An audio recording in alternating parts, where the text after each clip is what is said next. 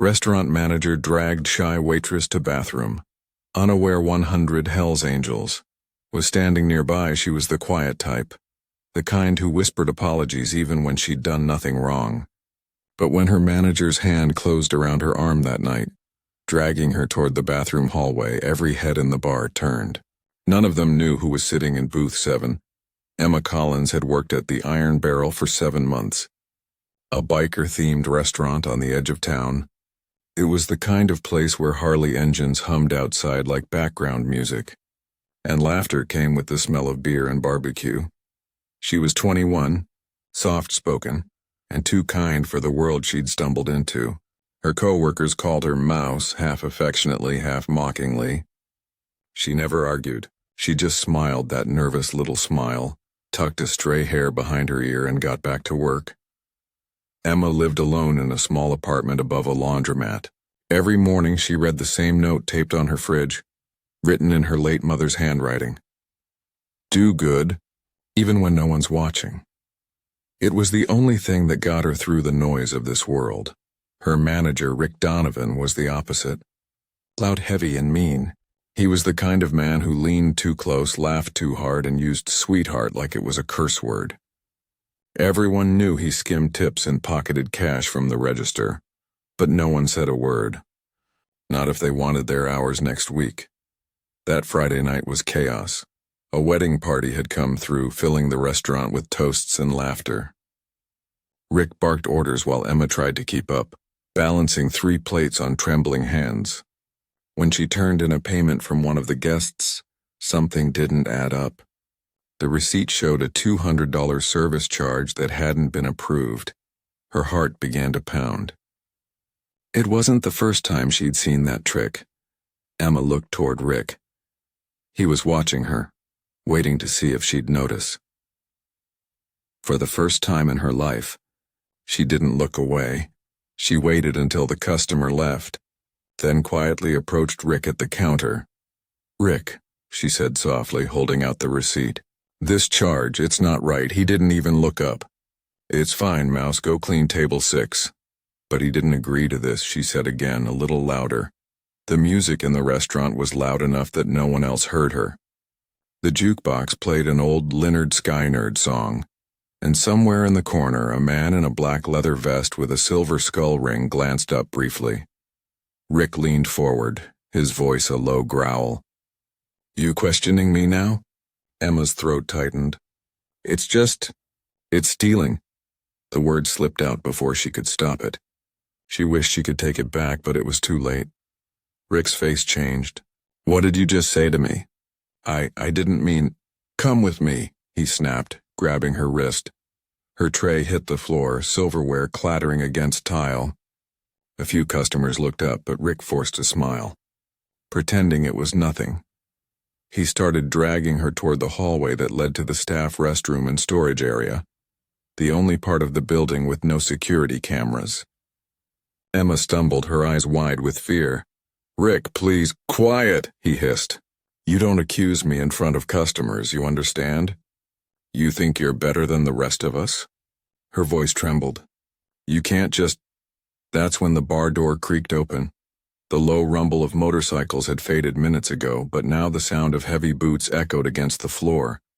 A group of men entered, black leather vests catching the neon light. Across their backs, Hell's Angels, Redwood chapter. No one in the Iron Barrel breathed. Rick hadn't noticed them yet. His hand was still gripping Emma's arm as he pulled her deeper into the hallway. Let me go, she cried louder this time. Her voice cracked, fear spilling through the words. The room went quiet. Every fork, every glass stilled in midair. The man at booth 7, the one with gray in his beard and eyes that had seen too much, slowly stood. His name was Dean Bear Harlow, chapter president of the Redwood Angels. He'd served 3 tours in Iraq before trading sand for asphalt, bullets for brotherhood. He'd been watching Emma all night. The way she smiled even when insulted, the way she apologized when others messed up. It reminded him of his daughter, the one he hadn't seen since the divorce. When he saw Rick drag her away, something in his chest twisted. Bear set down his beer, motioned to his brothers. No words, just a look. Rick was mid-sentence, still berating Emma, when the hallway lights dimmed slightly, the old bulbs flickering. A shadow fell across the doorway. "Hey," said a voice behind him. "Let the girl go." Rick turned. 6 bikers stood there shoulder to shoulder, their vests like armor. The one in the center, Bear, had a calmness that was somehow more terrifying than anger. "This ain't your business," Rick spat. Bear tilted his head slightly. "It just became mine." Rick straightened, trying to puff himself up. "You don't know what's going on here. This is an employee issue." Bear took a slow step forward. "Looks like assault to me." The entire restaurant had gone silent. Even the jukebox had stopped mid-song. Emma pressed herself against the wall, tears threatening to spill but refusing to fall. Her sleeve was wrinkled where Rick's hand had held her too tightly. "You got 5 seconds," Bear said evenly, "to take your hand off her and walk away." Rick hesitated.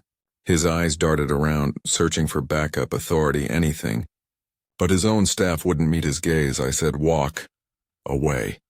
Bear's voice didn't rise. It didn't need to. Rick's hand dropped. He tried to laugh it off.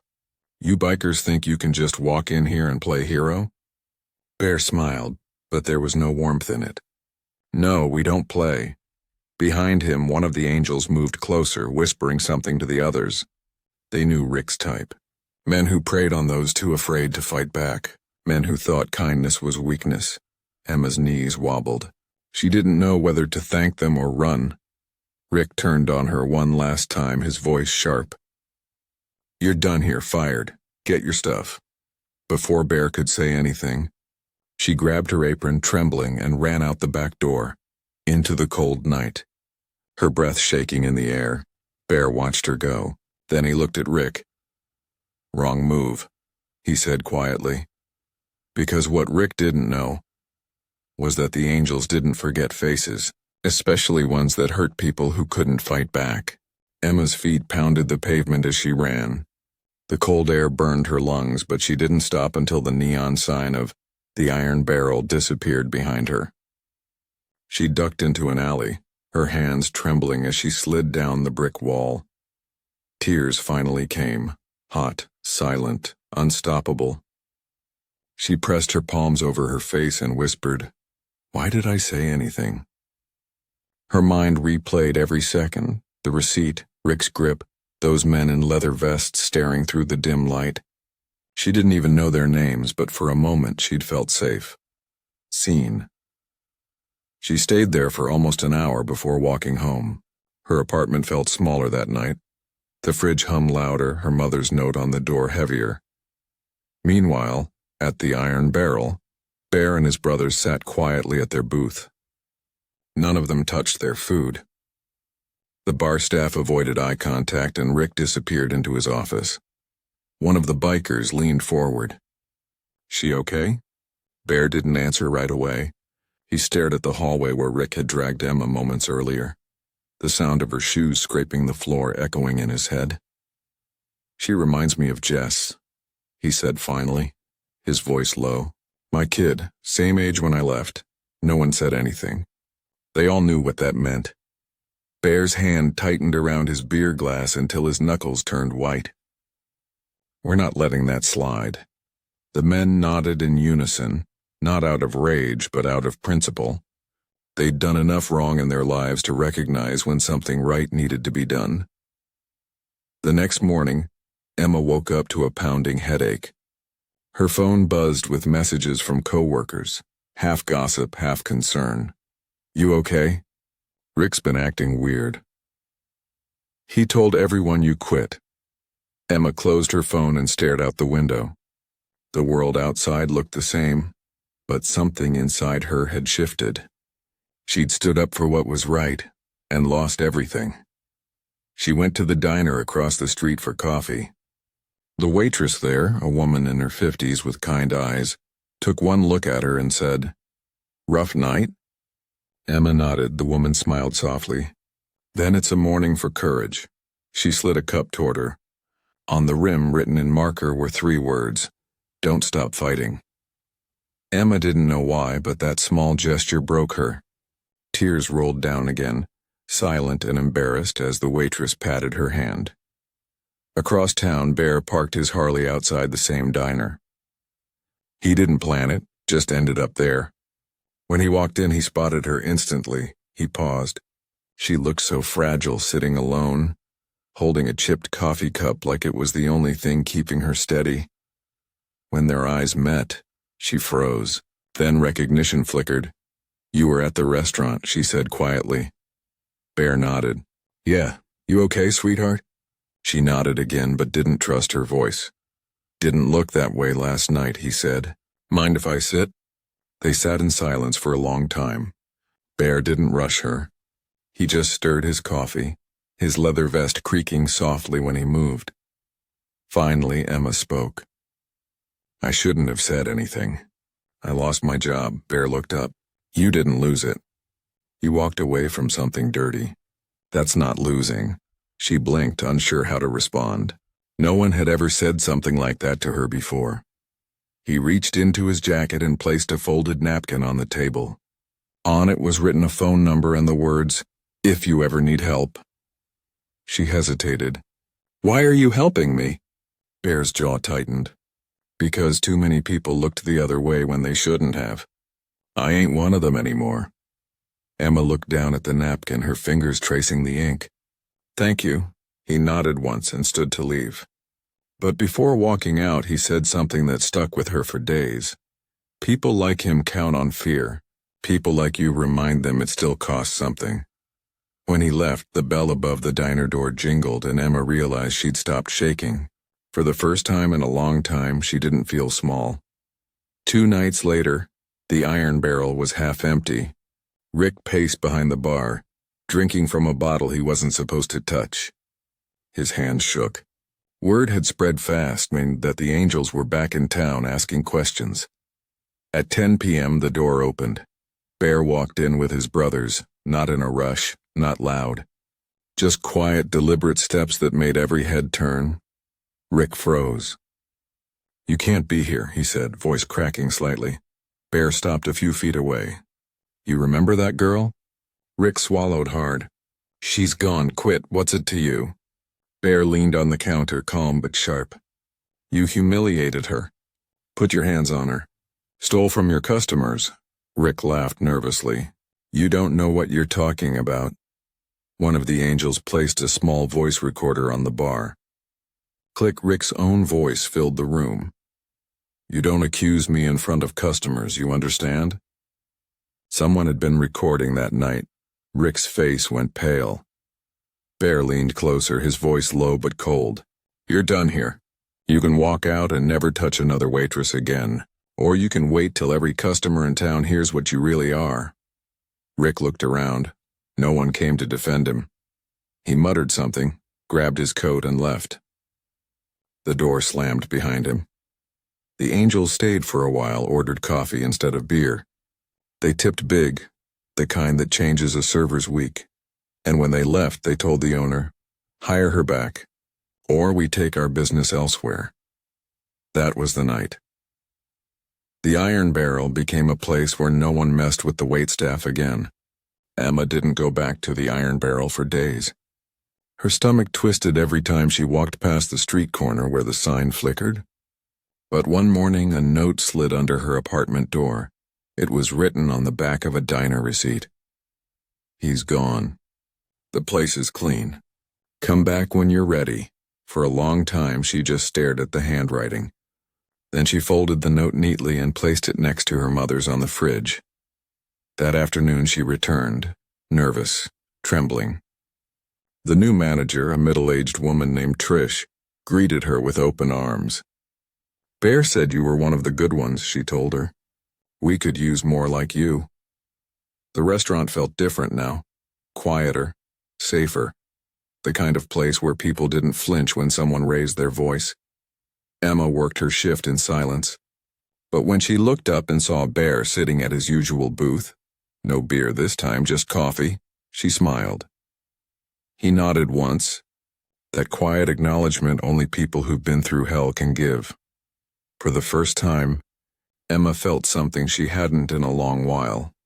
Peace. Over the next few weeks, word spread about what had happened. No one knew the details, but everyone knew this. Rick Donovan had vanished, and the angels had been there the night before. Emma never asked what they did. Some truths were better left untouched. Instead, she poured her focus into work. Customers began to notice her kindness, her calm way of speaking, how she treated everyone like they mattered. Tips doubled. Locals came more often. One evening, an older woman lingered after dinner and said softly, "You remind me of my daughter. The world needs people like you, sweetheart. Don't let anyone take that from you." Emma smiled, blinking back tears. Later that night, as she wiped down the bar, Bear approached quietly.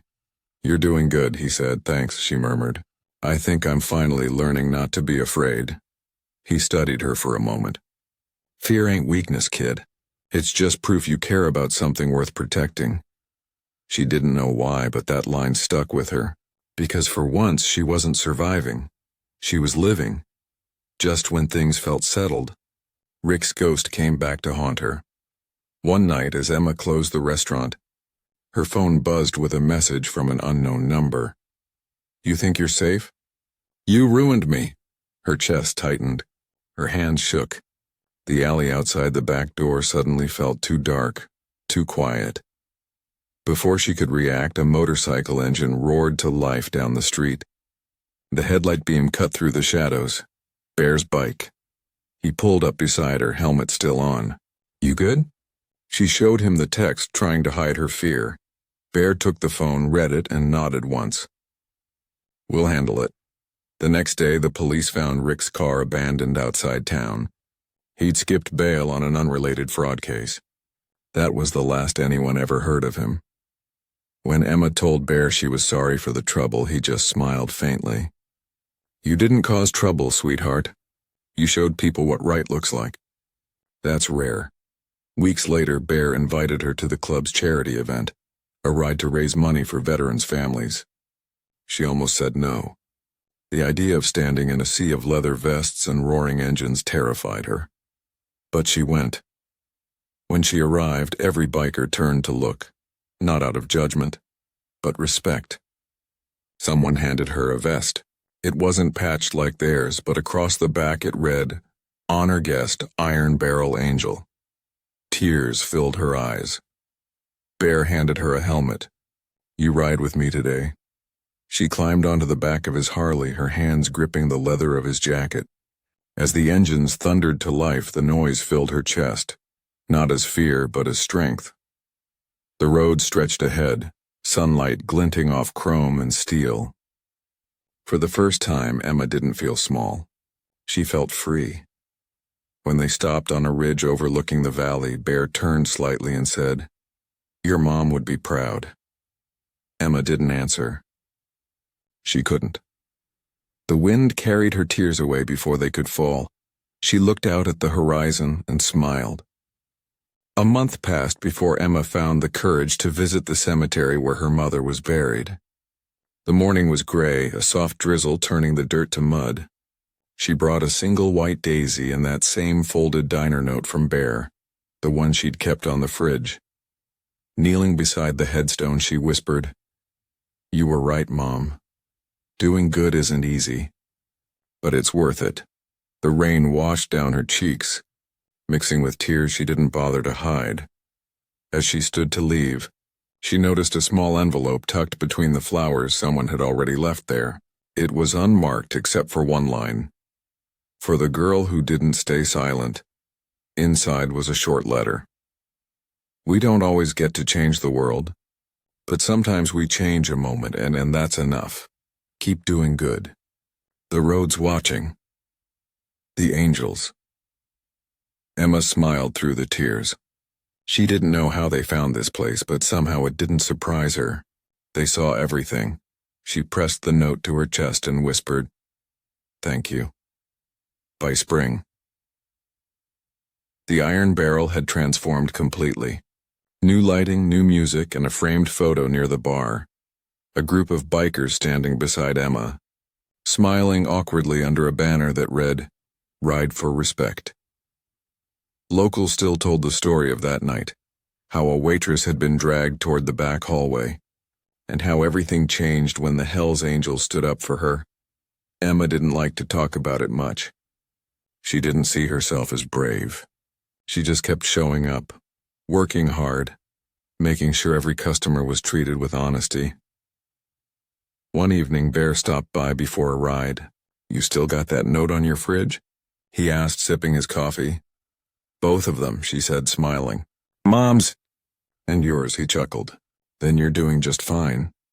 As he left, he paused at the door. "Hey, Emma? Yeah?" "Next time someone tries to tell you kindness is weakness, you tell them it's the loudest strength there is." She nodded. And when the door closed behind him, she realized she finally believed that. Months later, Emma was promoted to assistant manager. It didn't make her rich, but it made her proud. The angels still came by now and then, not to cause a scene, just to check in. They'd sit quietly at booth 7, the same spot where it all began, and order coffee like old friends. One night, a new waitress dropped a tray and burst into tears, overwhelmed by the rush. Emma hurried over, helped her pick up the broken glass, and whispered, "You're okay. Everyone breaks sometimes." The girl looked up, eyes wide with gratitude. For a moment, Emma saw herself in her, the scared version, the one who thought silence was survival. Later, as the lights dimmed and the restaurant emptied, Emma stood by the window watching the last few bikes disappear into the night. Their taillights glowed like distant embers, reminders that goodness doesn't always wear a suit or speak softly. Sometimes it rides a Harley and drinks its coffee black. She turned off the lights, locked the door, and smiled. The world hadn't changed overnight, but she had. And sometimes that's where every change begins. If this story moved you, hit subscribe, like, and ring the bell for more true-to-life stories of courage and quiet strength. Because sometimes heroes don't wear capes. Sometimes they ride in on two wheels and remind us what standing up for what's right really looks like.